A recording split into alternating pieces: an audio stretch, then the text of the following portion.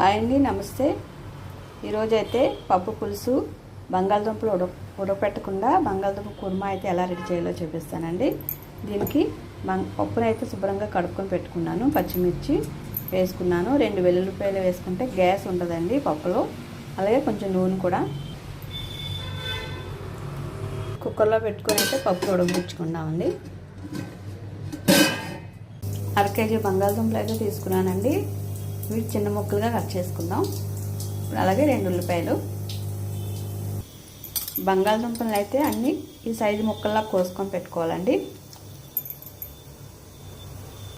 పప్పు ఉడికింది కదండి. ఇప్పుడు పప్పు గుత్తో మనం ఇలా స్మాష్ చేసుకోవాలి మెత్తగా. పప్పుని తాలింపు పెట్టుకున్నామండి. తాలింపు సరుకులు వేసుకుని ఉల్లిపాయ ముక్కలు కూడా, కొంచెం కారం, అలాగే కొంచెం ఇంగువ, పులుసు అండి. తగినంత సాల్ట్ ఇప్పుడే వేసుకోవాలండి.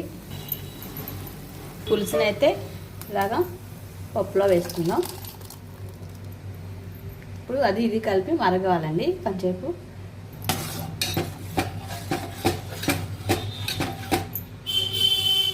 కొంచెం పలుచగా చేసుకోవాలనుకుంటే కొంచెం వాటర్ పోసుకుందాం.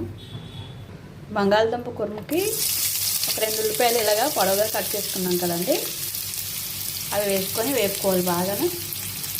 4 పచ్చిమిర్చి ఇలా పొడిగా కట్ చేసుకొని వేసుకోండి. అల్లం వెల్లుల్లి పేస్ట్ అండి.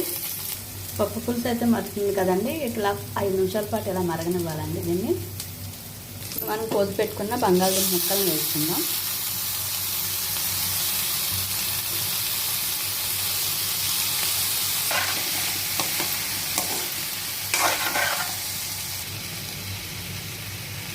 ముక్కలు మగ్గినాయి కదండి.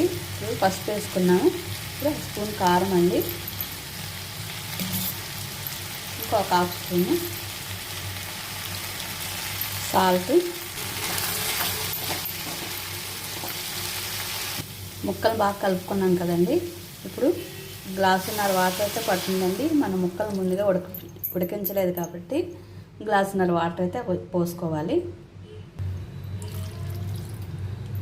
ఇప్పుడు మూత పెట్టుకొని బాగా ఉడికించుకోవాలండి దీన్ని.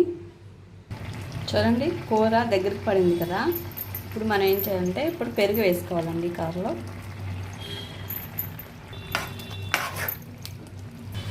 ఇప్పుడు గరం మసాలా వేసుకుందామండి. ఇప్పుడు ఈ కూరని ఒక 5 నిమిషాల పాటు మీడియం ఫ్లేమ్ మీద ఉడికించుకోవాలి. మళ్ళీ